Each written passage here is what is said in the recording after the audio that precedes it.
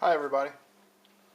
I noticed the other day that the ends of my shoestrings had started to fray and the inner core had started to slip down into the outer sheath. So the shoestrings have a lot of life left in them. There's really nothing wrong with them except for the ends are going to fray. So I figured I'd go ahead and fix that and save myself from having to pick up another set of shoestrings. I've already got one set done, so I'm going to finish up on the other set. But I wanted to go over what I have available here. First, you need a heat source. I have a heat gun here, and I'll actually use the heat gun, but you could use a candle. That's probably my next preferred method, or use a lighter, and that's probably my least preferred because you have to hold it and the lighter gets hot and things like that. You need a nice sharp knife or a pair of scissors, and then you need some heat shrink tubing. You can pick up heat shrink tubing at a local electronics store or a hobby store probably, or online, and you can get specific sizes and colors, or what I have here is a variety pack, so it comes in different sizes and colors. So if you had different color shoelaces, this would work out really nice. There's blacks and yellows and blues and purples and a lot of different colors that would work in here. But for this project I went ahead and just selected a brown color. So I went ahead and got the candle and the lighter out of the way because I'm not going to use that. And here's a shoestring that needs to be taken care of. What has happened is the end is frayed, like I was saying, and that's allowed the bond between the inner and the outer, the inner core and the outer sheath to come apart, and it's actually slid in about the width of my pinky. So you get an end of this that's not very stiff, and it won't hold up very well. So I just want to take care of that. So you can try making the inner core feed back up and come out to the top, but I tried that and it wasn't working very well. So I'm just going to use a sharp knife and slice down to where the core's at, about right here, and then I'll heat that up a little bit to rebond the inner and the outer back together. Alright, I have my first end of the shoelace sliced off there. And now for the second, I'm going to feel where that's at and go just beyond where the inner core's at.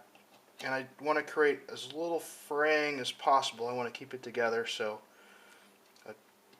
on the end. So a good sharp knife is important, or a pair of scissors, but that's basically that. Now if you don't do anything with that, you'll have the inner core and the outer sheath at the same spot, but you'll just repeat the process where the inner core slides back down into the outer sheath. So you want to melt the end of this to bring them together so they'll stay in the same spot. So I'm just going to use my heat gun, and I think I'll use it on high power, and you'll be able to tell when the shoelace starts melting. Now if you have cotton shoelaces or something like this, it's not going to work, but on these nylon shoelaces it will. And I can see that it's melting there, and yeah, there we go. So I'm going to use something to sort of form and mush that plastic together, that nylon together, just to make sure that hopefully I've got a bond between the inner and the outer core. So it looks sort of messy, but that's okay. We're going to be covering it up here in just a minute. So let me do this other one, and we'll use some shrink wrap. So I've got my shoestrings prepped on both ends, and now I need to slice the heat shrink tubing to an appropriate length. When you heat shrink tubing, the diameter will decrease, but the length generally only decreases a very short amount. So you don't have to add very much extra at all to this. So there's one, and I'm not very precise because it's just a pair of boots. Alright, now I will take each piece and slide onto the shoelace and just generally make it at the same spot as the end of the shoelace. And now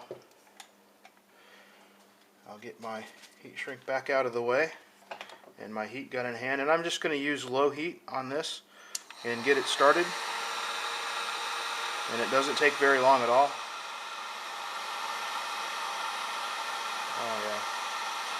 the gun was already heated up, so it didn't take very long at all for that one. So that shrunk down really nicely, and that one's good too.